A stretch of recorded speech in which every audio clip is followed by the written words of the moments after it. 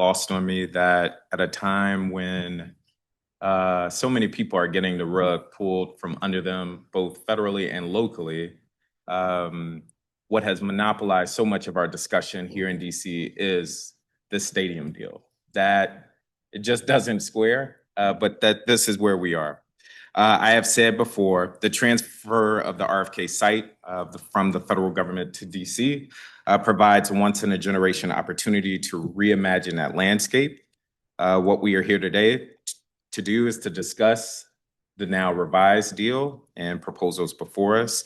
I've talked about things that are really important to me, and I will lean in on them today, which includes the labor protections, both around PLAs and labor peace agreements, both on the stadium and the commercial footprint, district investments in the academic success of students in wards 5, 7, and 8, investments in DC's parklands, many of which have been neglected or under-maintained, including areas in Ward 5, protections for revenue-generating programming at RFK currently, including the Globe Festival that generates some $30 to $50 million, and ensuring that the bottom line numbers of this deal add up and are fair for all residents.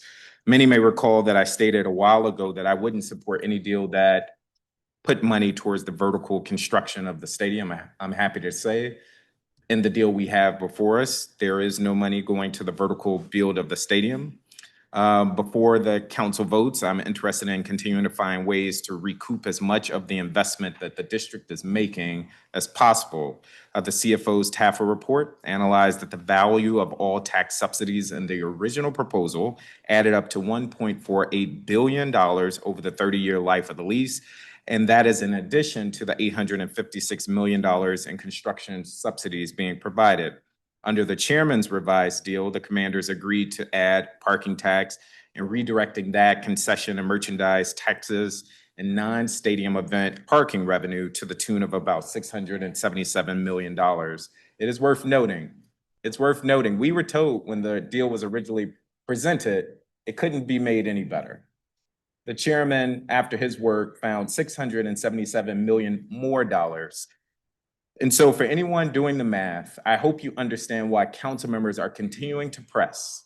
Yes, we all would love the commanders to come back to DC, but we need to ensure that it is the absolute best deal for Washingtonians. I think I'm out of time and I'm going to wrap up here. To the commanders' credit, I have found them to be responsive and forthright. As I shared yesterday, as any good business partners, you should expect the district will fight to ensure we get the absolute best deal possible. And that is what my colleagues and I are attempting to do. To neighbors and constituents across the district, I have heard you. I get the passionate reasons why you want the commanders to come back to DC. I understand why you want this deal done. For those that have concerns and don't want this deal, especially some neighbors in Kingman Park, I hear you, I get it.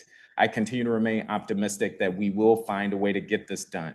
But my vote on this deal will be contingent on ensuring that the numbers make sense, that labor protections are clear, and that the commitments that we've talked about behind the scenes are reflected in the language of the law. And so with that, Mr. Chairman, I look forward to today's hearing. Thank you. Thank you, Councilmember Parker. Councilmember Feld.